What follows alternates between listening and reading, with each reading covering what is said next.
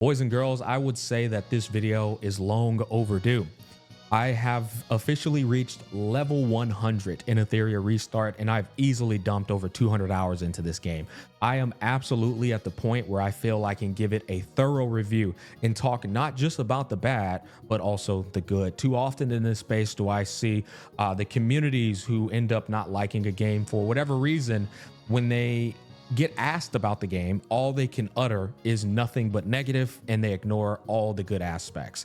And Etheria Restart is truly one of those games that's got a lot of flaws to it, but it's also got some really strong points that if you're the type of person that enjoys a game that has good strategy, or you want good team development as you're building up these characters and you want to think pretty hard on the abilities and how they synergize with other characters, this is a game that can truly give you that itch. But on the other end of the spectrum, it's got some things about it that are very annoying to deal with in the realms of quality of life, in the realms of economy, as well as a RNG system. There's a balancing act that really needs to be tackled with care when it comes to RNG and economy. And I feel like that's one of the weakest points, without a shadow of a doubt, of Etheria Restart. I strive, as usual, to give a thorough perspective on this game's flaws as well as its strong points. Okay, before we get into like all the criticism, I want to start off with some of the good things. In fact, some of the most positive elements of this game that keeps me logging back in every day. How did I get to level 100 and put in probably somewhere around 200 hours and it's only been out for a little over a month? No, it's not because I'm sponsored. Obviously, that's a little bit of a reason, but the majority of the reasons of why I keep coming back to this game boil down to why I love turn-based gaming in the first place. It's strategy and team development. I want to give you a quick example here. So first and foremost, I haven't conquered this game yet. What do I mean by that? Well, in Wuthering Waves and HSR, one of the points you get to relatively quickly, once you build up your characters, then it gets to a point where doing the gear farming in these games are just brain dead. Like, you can click on anything. If this was WoW or HSR, go in there. There is no thought whatsoever. They just get clapped. Whereas in Etheria Restart, these, and anybody who's playing this will tell you, these modes are unbelievably challenging. I dare say this is the most difficult game in the entirety of the gacha space, debatably for sure. When it comes to clearing its PvE content, they don't just hand you the gear farming on a gold, silver, or silver platter. You very much have to concoct teams to go up against these modes, and you will still get your shit handed to you. And that's a bit of a reason why I keep logging back in. I don't feel like I've conquered the end game yet. Like, if I go to Grim Pursuit, I've done Inferno on everything, right? But I can't auto it. I damn sure can't auto this dude. Like, fuck this guy, bro. He is a real dickhead. I can't auto him. I can auto Shadow Flame Hoyan. I can't auto Sharon yet either, but I can auto Nico Nana, Shadow Flame Hoyan. I'm still working on these two. And then over here in Threshold mode, I can auto the hell out of Doki Doki. I'm autoing Aurora right now, but sometimes I take a L, but I cannot for the life of me auto this guy.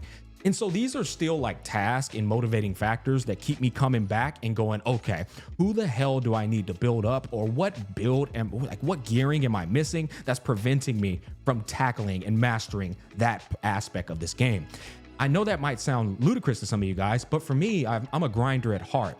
And so these type of variables motivate me to keep playing. I love that type of stuff. I actually hate the idea that WoW and HSR and other games that are similar allow you to just steamroll through their in-game PvE content, because it leaves me with a feeling of emptiness. There's no real like motivating factor for me in the realms of strategizing and team development. Whereas in this game, guys, I'm proud, like and tremendously proud when I go into Doki Doki Inferno mode and I look at my my team here and I go, wow, this team can go 7 or 8-0 without failing a single run in continuous battle. And that is a team that I fucking cooked, and I speed tuned them perfectly. And I got this guy here to freeze them, CC him. I got her in case I get one tap. This is my DPS. She speeds her up so she gets the 3 charges. She's for my speed for my whole team. And well, we all know how broken Lily is, right?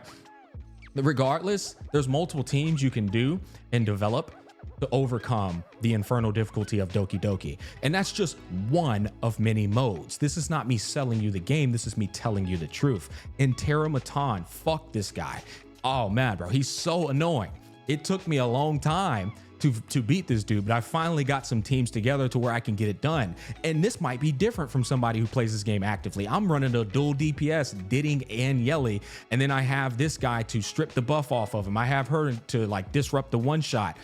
It's just like all of these little mechanics contribute to true difficulty of a fight. I guess to sum all that up, guys, PvE isn't HP inflation difficulty. Now there's a little bit of HP inflation in there, but the majority of the difficulty of these modes is actually strategizing, is actually like CC mechanics and making sure you read what the boss does and what the other enemies do, and then putting a character in your team to overcome those things. Another thing that I'm gonna call out for honestly for both WoW and HSR, again, they're just good reference points. The elemental system actually matters in this game. You cannot put a element that is countered by the enemy in your squad and expect that shit to still work. You will get fucking bodied. And that's beautiful, because what that forces you to do is actually build your account, spread it out, and go in here and say, okay, I'm going up against this wind or grass elemental enemy. Let's come over here to these fire teammates and see what I'm working with over here. Which one of these guys could actually aid me in that scenario? And so once again, thought-provoking in team development, thought-provoking in strategy. That keeps me logging in every day. Another massive positive W of Etheria Restart. Best experience in my Gacha tenure by far with 4-star characters. In Etheria, the jargon is SR, but that's a 4-star character. I have never experienced such value from 4-star characters, right? Everybody knows how good Ditting is, but usually in these Gacha games, it's like a one-hit wonder. It's like Bennett was the guy for Genshin Impact. Yeah, sure, you can name a couple of more, but like it's usually like 1 or 2 really broken 4-stars. Everybody else is like worthless. Not in Etheria Restart.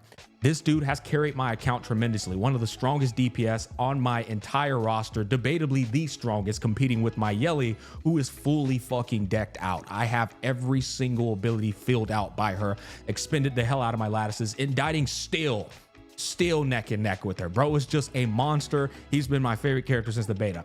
He's not the only one. Viper, if I did not build this dude up, I would get bodied in so many modes that I need to progress my horizontal investment. It's not even, this dude saves me in so many modes, it's unreal. I use him for Aurora. I use him for Phantom Theater. I use him for Union. I use him for like 2 different Grim Shell fights. It's unreal how much value he gives to me. That's not all. This guy here, PvP machine. I literally would not progress through PvP if I didn't have Kraken. I use my Lily to speed him up. I slow the shit out of them, and then I just delete them with my Yelly. That's the strategy. Sonya, one of the most broken healers in the game. That's a 4-star. Also cracked in PvP. Dorothy, an unpopular 4-star that I use every now and then in more niche scenarios. She's not as crazy as everyone else, but I like her personally. But Valerian, literally one of the most broken sustainers in the entirety of the game. Like, not just, here's the crazy thing about these SR units. They're not downgrades. They're literally like meta. They're like best in their category, bro. It's not like, oh, that's a downgrade because I don't have this character. Bro, you will see. I'll just show it to you. Don't take it from my mouth. Let's come over here to challenge. Let's go to threshold. And let's go to like, we'll go to Terramatan, and let's just come over here to this book. This shows you the strategies of what everybody uses to overcome this.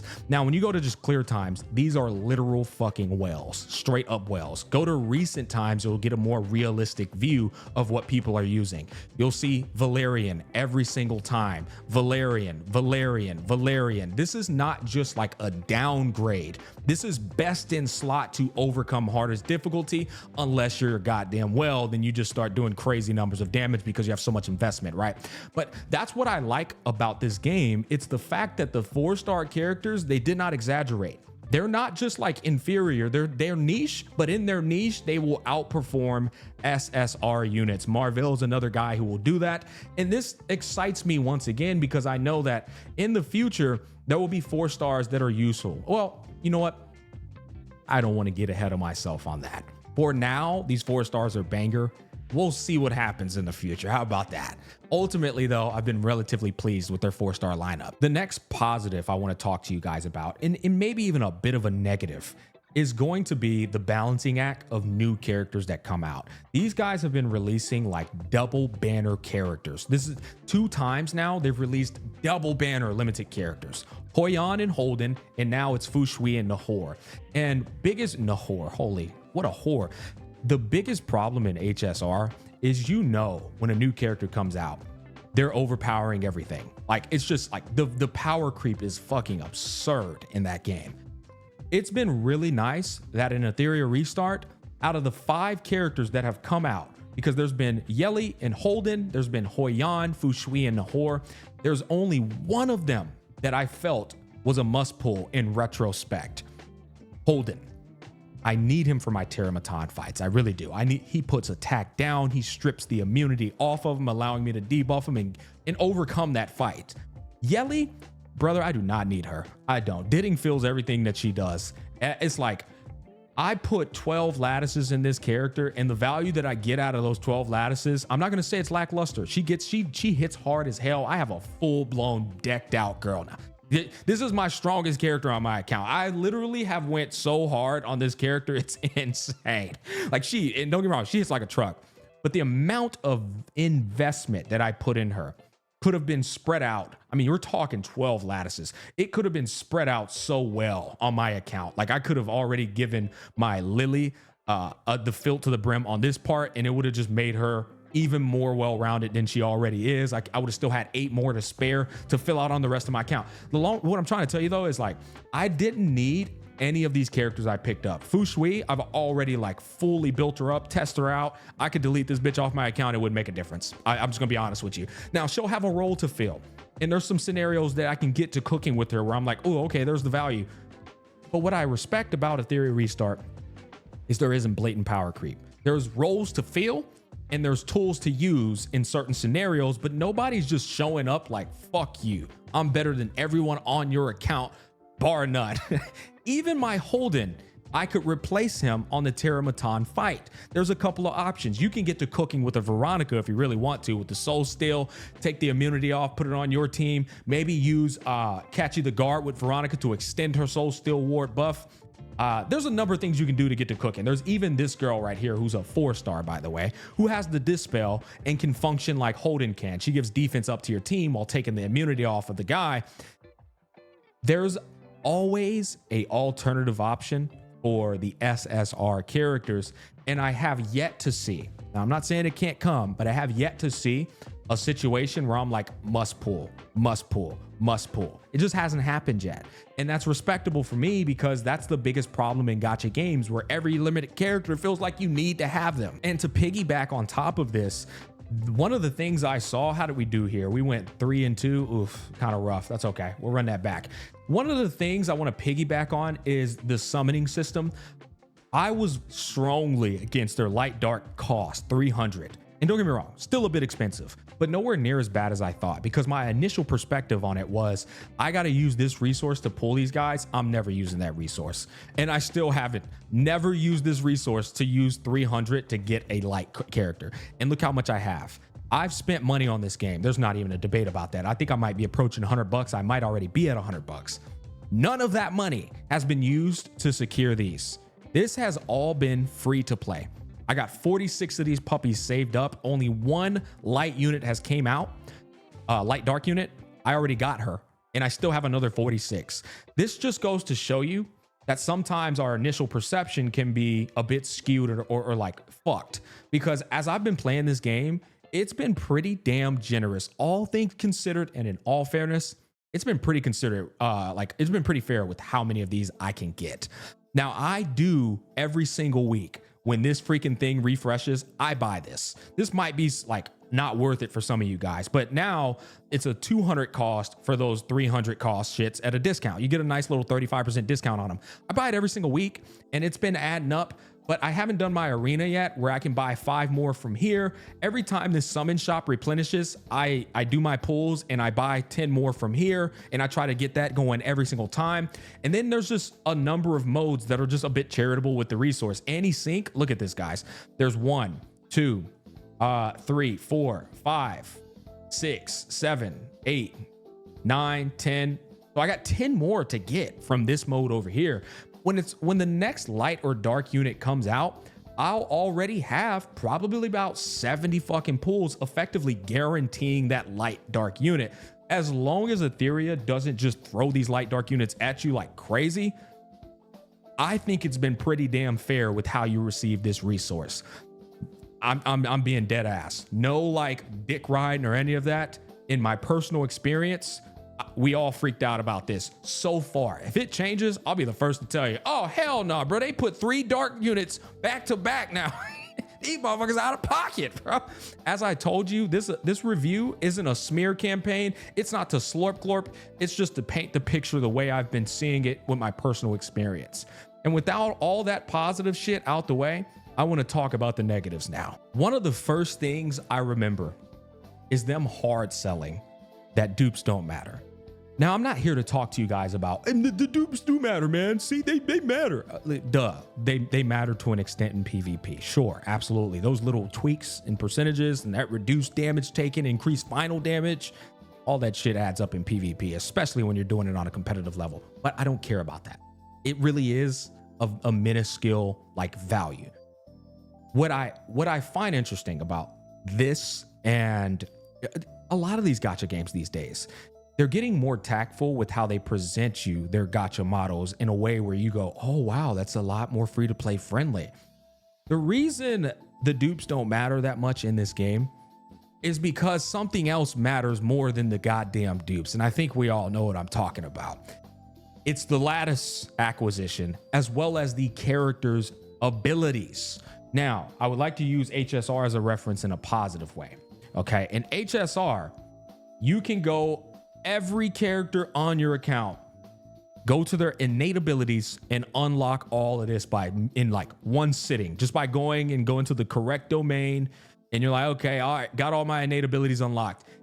As we know in Etheria Restart, this shit is a massive problem. It's to no one's surprise that I'm getting ready to go in on this.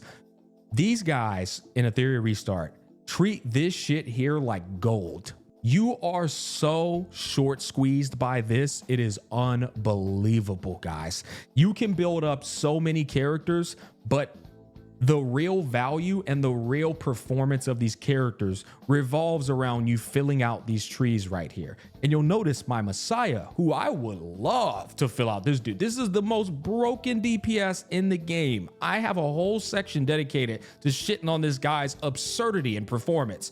He absolutely has to be nerfed, and I'll explain it to you later. But like this guy, I would love to invest in him. But as y'all already know, I'm fucking broke on this. They don't give it out enough. But you know where they do give it out at?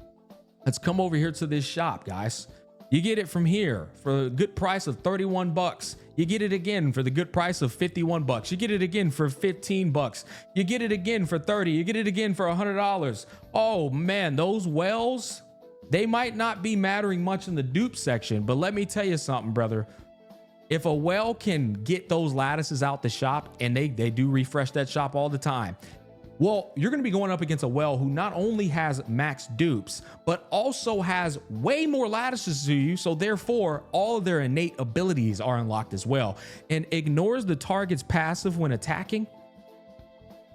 You imagine how much stronger my goddamn Messiah is going to be in PvP with that perk versus somebody who don't have the PvP or the pay to win incentive to get this shit unlocked. This is why the dupes don't matter incentive was pitched to you so strongly, because we didn't know how short squeezed these lattices were going to be. And so that is a massive problem in this game right now. Not only are you worried about them having a max dupe Messiah, but you're also going to be worried about them having way more lattices. And so all of their characters' innate abilities, which are way more important than dupes, are going to be filled out, and therefore you're even more at a competitive disadvantage. And that's not the only advantage that these guys will have over you. We also have how closely attached, how much of a symbiotic relationship PvE progression is to PvP. And when you have these lattices filled out, this is a prime example right here. Let me just tell you, this girl right here, if you don't have this level 1 tree filled up, I've been telling this to you. If you go watch my last, I think, Yelly video, I was telling y'all about how important this is. If you don't have this filled out, you can kiss Aurora goodbye for 99% of the accounts out there. Like there might be that one guy with the 5 billion IQ who doesn't have this, but for the majority of accounts, especially if you don't have a double healer, right? You're cooked. Imagine a whale, once again, way more lattices than you have because they're just buying them out the shop. And they're progressing through the game much more quicker than you are, autoing these in-game modes much better with much higher success rates than you are. That's an even further competitive advantage. And it's like, when you factor in all these things, there's no way on God's green earth you can expect PvP to be a real competitive fairness when there's just so many facets of how they can get ahead of you. You know what I'm saying? And that's problematic once again. It's important that lattice distribution gets handed out for not only free to play and budget players, but everyone, so that we can all narrow that gap of a disadvantage when we're going into PvP mode. The next biggest problem I want to talk to you about, and this I would say trumps them all, the economy. But it's not just the economy by itself. It's the economy paired with fucking egregious RNG. These two variables are probably the biggest thing I would argue anybody in in-game are going to say, yeah, bro is cooking right now. I cannot stress to you how bad the RNG is in this game right now. First of all, you'll see that I'm pretty damn broke with this. You might think this is a lot if you never played Etheria Restart, but brother, that ain't shit. In fact, that's not even enough to take me from level 12 to level 15 on an upgrade. But let me explain to you why this shit is bad. First of all, this is your pool currency, which I'm gonna be real. They're pretty generous with it. Every single week, you do your dailies, you do your weeklies, you do your events. Bro, they chunk this at you. Like, you get a lot of it. I'm not kidding, you get a lot of it. But it doesn't matter how much they give this to you when the RNG and the economy is so atrocious that I have to max refresh every goddamn day just to combat the RNG and the economy. I can get a lot of this, but 1,000 is how much it costs to max refresh. So no matter how much they're giving this out, I keep getting scuffed on this, right? 2 defeats, that means 2 stamina gone too, which really pisses me off. I will slap whoever thought of that idea. It's like, I can look at this stuff and I can go, oh, wow. Yeah, that piece there, if it doesn't land on speed, probably trash. This piece here, this is an offensive piece. No crit rate, no crit damage, no attack percent, and it only had 2 slots. That's trash. It's like the amount of grind you do in a day just to get literal garbage is absurd in this game. The other problem I have is you make it to the hardest mode possible of each one of these modes. Look at what it's showing you. Literal fucking false advertisement. 3, 3, 3. Everything is 3 in terms of the rolls. Why on God's green earth, guys, pray tell, am I getting two slots? Right? I'm still getting 2 of this. Your shit literally shows nothing but 3s. What? How am I getting 2s still, man? And it's like there's almost no difference from Hell 4 to Inferno in terms of a drop rate. I'm gonna be real, there is no way I shouldn't be seeing nothing but 3s with the amount of difficulty attached to Inferno mode. It's absurdity. And let's say you finally do get a good piece. You finally get that one piece that you wanted. Well, now you have to battle the RNG of hoping that the substats land on what you want them to land on. And as I said before, to level up one piece, it costs like 1 million. Somebody can do the math for me, but it costs like 1 million. You just saw me do a full completion. I'm at 379K. Now, don't get me wrong. They have a fodder system here where you can like show the discarded, click them, you get a bit back. But bro, 20K, that's barely enough for one freaking upgrade, man. And so it doesn't matter how friendly they are with this resource on a weekly basis. You have to max refreshing in this game is a norm. And guys, I don't max refresh in HSR, and I never max refresh. It is normalized in this game. You kind of almost have to, because if you don't, well, then you're never going to get good gear because the RNG is way too bad. And this is coming from somebody with good luck. Now, when you take the things I just explained to you into consideration, and then you realize how many different modes there are in PvE, we'll just come over here. I mean, we got to do threshold, right? All three of these, which it's pretty diverse in who you need to like overcome these. But it's not just that. There's then Grim Pursuit. All four of these Grim Pursuits are needed to farm in order for you to get the right shells to put on the right characters. I would love to play this PvP mode right here. I would love to. But I don't have the pieces on my characters to play it because I can't get them to drop. I don't have the horizontal development I need to confidently go in here and say, let's go. I'd never do this. I'm gonna do it like down to the last minute and just spend all day doing it. And hopefully by then I'll have the pieces. I might not. It's been longer than a month already. And I still don't have the stuff I need to go, all right, let's lock in. Let's really get it shaken now. That's all due to the abysmal RNG and economy right now in this game. It's just so imbalanced. And listen here, fellas, I'm a full screen on this one. I understand very well how important it is to have RNG, a random number generator. I understand how important it is to not give things out immediately and effectively. It literally disrupts the enjoyment of your satisfaction of finally getting those pieces. But there's a balancing act to it, okay? If it takes me 1 week of grind and I've max refreshed 7 days for that week, I better have some goddamn pieces that I want to have. You know, that's just not even enjoyable. It's just like, I'm just beating my head and dragging it against the keyboard. As I said before, you've probably lost a huge amount of people because that's just like, it's a PvP game, guys, right? It's supposed to be a PvP game. Why haven't I played any PvP? Well, because the PvE mode has just been too atrocious. I actually forgot to mention this. The shell system, which is actually such a beautiful system. I love it. I actually think a lot of games try to mimic Pokemon in ways that turn out to be ass cheeks or just a poor carbon copy.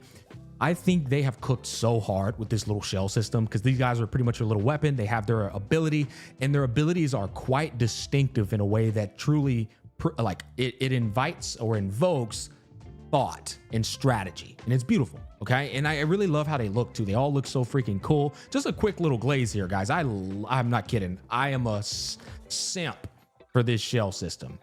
Now that said, y'all already know what I'm about to complain about. This right here is absurd, bro. First of all, you can even see the massive imbalance. Just take a look at this. I have 4,000 of this reconfig chip here. It only costs 12 to do a reroll. Of this 4,000, it costs 30K to reroll this one. 30K and only 12, right? Look at this, bro. I'm broke. I'm literally broke. It just speaks volumes here. And I reconfig this. There's been times where I've spent 1.5 mil trying to get one stat to land. Now, if you're not curious, the way this works, passive slot 2, let's say I'm trying to get max crit damage roll. There's 4 different tiers of this, and even those tiers fluctuate in terms of numerical values. Sure, that's completely fine. The problem is it also has the chance to land on all these other stats, and there's no pity for this. You could very well spend 3 million gold trying to roll the right stat and not get the right stat. Another variable that points towards one unbelievably abhorrent economy. It's too expensive, man. In 18 different facets, it's too expensive. That shit needs to be fixed. This cost of how much it costs to level up modules needs to be fixed. And the RNG rate of this shit needs to be fixed, especially when it scuffs bro, there's so much RNG in this game. It's unbelievable, bro. Like, there's RNG in this. I could very well go 5-0, 4-1, and then sometimes I go 2-3. It's like, bro, how the hell does that work? You got to lower the cost. You got to lower the cost of re-rolling shells. You got to lower the cost of upgrading modules. You got to get rid of these fucking 2 drops of matrices on Inferno mode. It should only be 3s from here on out. I'm sorry, but like, nobody wants these goddamn 2 drops. I understand that there's some modules that are only 8-piece sets, and so the 2 is viable there. Who cares? Just put 3s, man, because it's already frustrating enough trying to get the right piece to spawn in. Even if it's a 3, it still ends up being garbage like this. Oh, this is the other big problem. I'm gonna go in on this right now. Let's go ahead and click play again. Okay, Once again, RNG and economy, guys. You're never going to get tired of me saying that because it's just so freaking like, it's so present. Over here, another thing they pitched in the beginning, you can roll crit rate and crit damage 3 times if you want. That was like a cool thing. I was like, I remember hearing that. I was like, oh my God, I can do crit damage, crit damage, crit damage if I wanted to, or crit rate, crit damage. Well, what they didn't explain to you is that you also have the chance of rolling flat HP and flat defense. And let me tell you, flat HP and flat defense are monumentally worse than HP percent and defense percent. They either need to buff the numerical values of flat defense and flat HP just a little bit more so that they don't feel like dog shit rolls, or just get rid of them entirely, because that adds to the atrociousness of the RNG. Let me just give you an example. If I come over here to my healer Ling Luo, 50% HP bonus is what you get when you get HP percent bonus. When you get a flat HP though, let me just show it to you. Flat HP, here we go. This one here, 3,300 HP versus 50%. You want to know the difference between those two? Well, she has 13,785 base HP, 6,892 versus that 33. It's literally double the value. So when I get flat HP and flat defense, I'm not a happy camper. You know what I'm saying? And it always has good substats on those. Once again, guys, I'm done with all the yapping. I think you get it at this point. We need to improve all of this. And it needs to happen fast, because I'm sure a lot of people are reaching that point of just feeling like it's hopeless in terms of even grinding the game. Continuous battle. I have mixed feelings about this. First, if you want me to be completely fair, if I manually beat the mode, I've already proven that I've skillfully overcome it. So many people will argue that we should just continuous battle, instant completion, give me my drops. But I also understand how that goes against the very idea of you strategizing and watching the satisfaction of your auto battle plan working. And so there's a bit of a mixed feeling here. However, I don't like wasting my time. And so ultimately, I believe continuous battle, instant win after you've already skillfully beat it manually is the best outcome to respect the consumer's time. If that's not going to happen, it's not a game. It's not like a game breaker for me. I'm completely fine with it. What needs to happen without a shadow of a doubt is the customization of how my team moves and decides what they want to do. This is not something that never has existed. In fact, I'm pretty sure Raid Shadow Legends has full customization over their auto battle. There's no excuse why you guys can't have it. I understand that you're trying to give a slip to some investors and say, look, they're playing the game so long, but you're going to have a bigger problem on your hands if you don't fix this QOL of this, because people are just going to outright quit, man. So at least allow people to customize their decision-making of their units to increase the success chances. Because right now it's very annoying. I'll give you an example. This is a team I used to overcome Terramaton. But one problem I have is that my Lily's going to target my Ditting because he has the highest attack on the team. I have to literally manually change her attack to be higher than his in order for my Lily to now target her. Why is this a problem?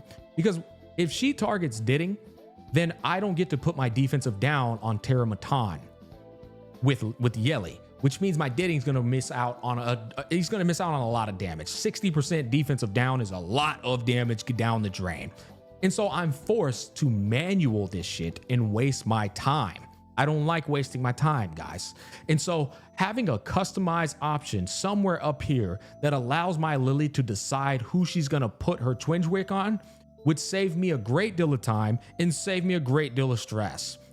Please, for the love of God, add that customization option in your game if you're not going to allow us to auto-complete, because many people are going to get like frustrated to a degree where they're just going to be like, all right, I'm over it. And I understand some of these things take time, guys, but I don't even think the game should have released with this, because you already had a competitor out there who's already doing it. And while we're on the topic, the other problem with it is I can only have one continuous battle occurring at a time. This is another improvement that would help out the consumer's time in terms of convenience.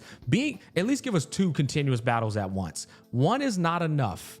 It's just not. It's too time consuming, especially We're doing a double drop event right now. It'd be so nice if I didn't have to wait on one continuous battle to complete to use the rest of my stamina to get the most out of this double drop event. But I'm stuck here waiting on this one continuous battle to finish just to load it back up again. It's frustrating. Another problem with this is like there was a thing that was pitched where you can go out of battle like I'm doing right now. I don't even have to watch them doing it. They're doing it on their own. I can't do that in every mode. It's like if I try to do it in some of these modes, well, I'm stuck watching it. It should be a feature that's enabled across the scope of the game, if you ask me, once you have already completed it manually. Another problem while we're on that is Phantom Theater. There's a lot of the times where I've hit in the triple S rank, and guys, I'm gonna be honest, I don't care about a ranking system in Phantom Theater. Like I don't care who's up here getting triple S3. Listen, once I get my triple S, give me an option to just say complete, get up out of here, because I can't pop out of there and let them do them on their own here either.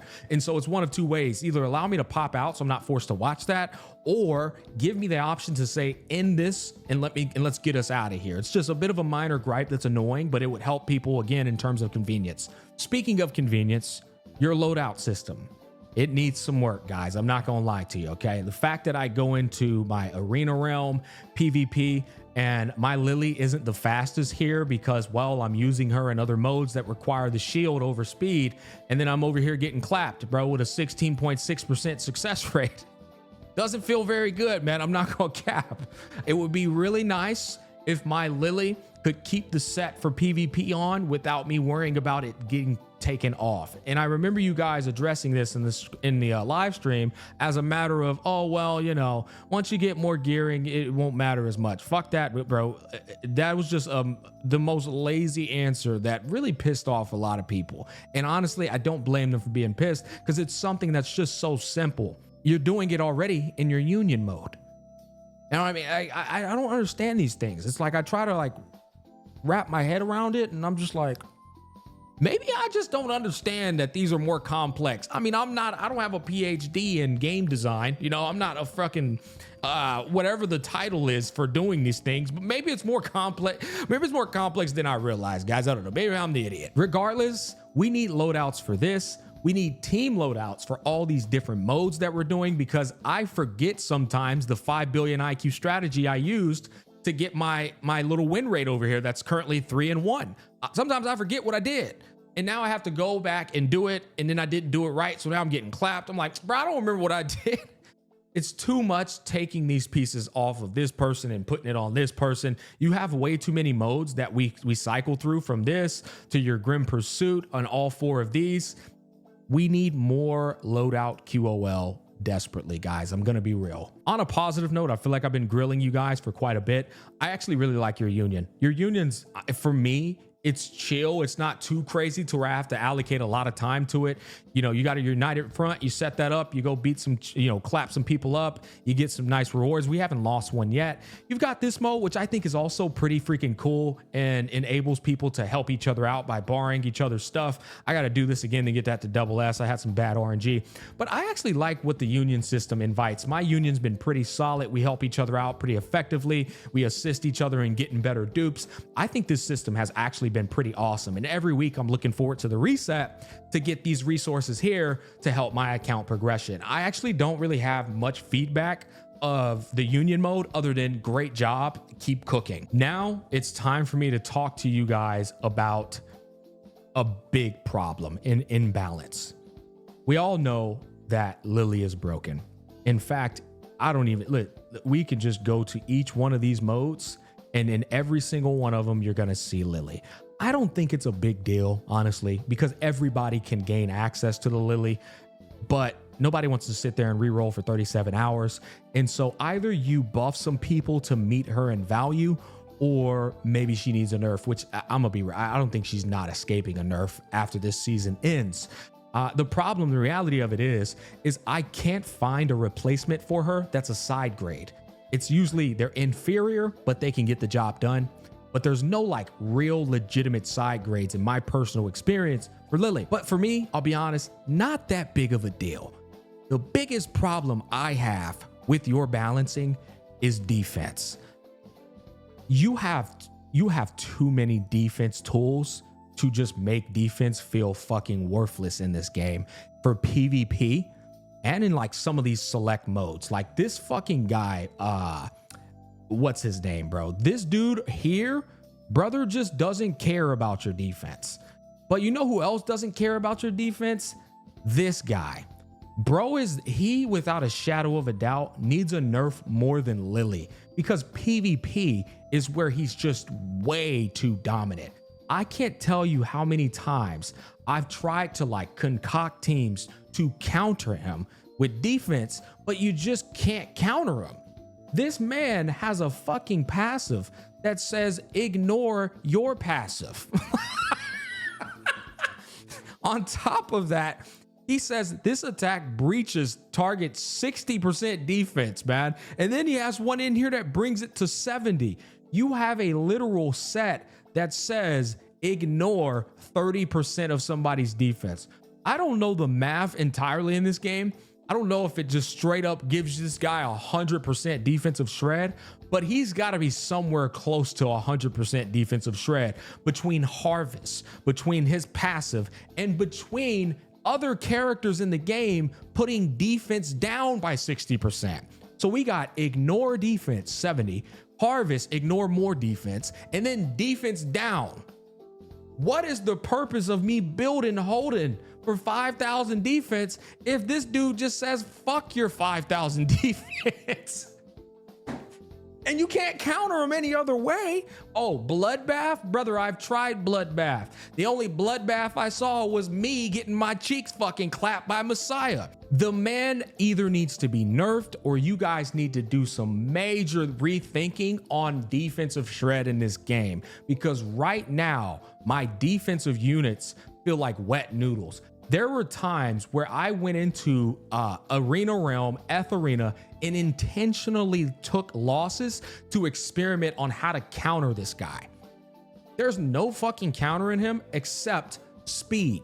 And this is where I realized there's a major imbalance in your speed. I understand in turn-based games, for the longest of time, speed has always been king. But it becomes a problem when my defense unit, such as Holden, becomes not a defense unit. I just say fuck his defense, just make him as fast as possible to get the immunity off of him, attack him down. And yeah, now my defense unit is just a speed unit like everyone else. And so it's like PvP in terms of speed tuning, we still understand how important it is to speed tune. We understand how important it is for speed to be like king.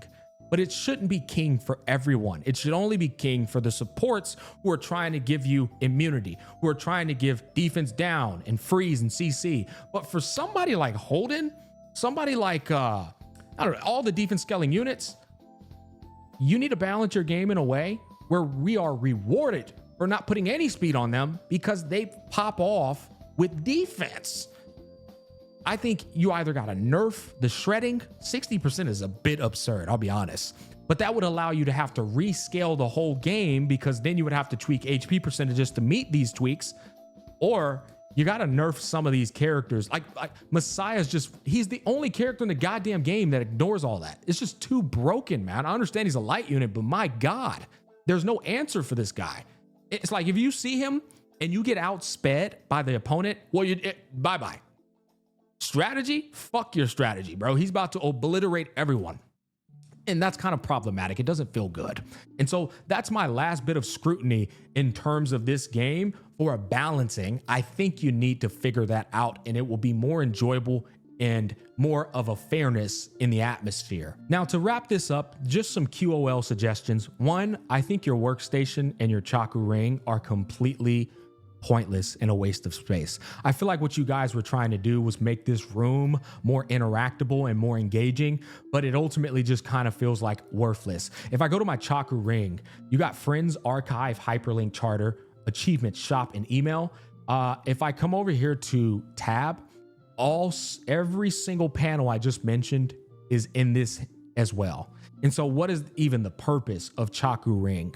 There's not a purpose. You got check-in here. That's the only thing I see that's not in the other area in notifications. But check-in is also at Union, which you have to visit this place every day routinely, and you're gonna check in here. I just think delete these panels because they're just worthless. Animus in inventory. I mean, once again, over here in tab, we also have Animus in inventory. We got Animus down here. It's just like you're just at this point just overcooking with your user interface. So delete these two and keep that idea in mind and like make this a bit more polished. It's a QOL, like minor nitpick, but it's just like, it's kind of an eyesore looking at it. I'm like, oh my God, that's kind of cringe. Why is it even there? You know? Another thing I want to talk to you guys about, it's pretty annoying when I'm looking at my shells on this screen and I'm going, I wonder if I could put this matrix on them. Wait, what is that shell's matrices again? I have to come all the way over here to either archive, which is kind of annoying to do, to remember what matrices are available on this little guy. Minor nitpick, but it'd be nice if you had a screen that would just pop up next to the shell as I'm already on my, like, you know, my animuses and viewing these. There's nowhere here, like just a little panel, like maybe next to this. Click it and it'll show the variety of ones that I can get, because otherwise I'm stuck having to go to the threshold mode, or I'm sorry, not even that, Grim Pursuit mode, and then come all the way down to find which one. There it is. And I'm like, okay, this is what this guy drops. I do this a lot. I'm like, damn, okay, so he can drop this. All right, cool. It's just kind of annoying. Lastly, I think your events are actually fine. Are they like the craziest innovative events ever? No, but they're very quick and convenient to do for me personally, and they give pretty damn solid rewards. I know I gave a ton of scrutiny to this game, especially consider that I'm partnered up with Etheria Restart, but that's just who I am at heart. If I'm scrutinizing and criticizing it this hard, that just goes to show, like my brother Genizat once said, that I really enjoy this game to the point where I am passionate about it, to where I'm grilling this shit off, because I like it. I like it a lot. I wouldn't get to level 100 if I didn't like it a lot. I'd just sandbag my ass off. But it's been hard for me to passionately create content about the game when there's so many things that I know have pissed off a lot of people. I hope you guys take all this criticism to heart and improve them so that we can have a better experience with Etheria Restart, because I think the game's got good bones. I think there's a lot of things about it that, invite strategy and thought-provoking team development, but it's pretty rough around the edges right now. Those of you who watch this video, comment down below and you let me know if you feel I missed out on anything. I'm sure I did. I always shoot from the hip when I do any of my reviews, and so there's always gonna be some things that I didn't actually address. Thanks for watching. Peace, love, and happiness. I'll catch you guys on the flip side.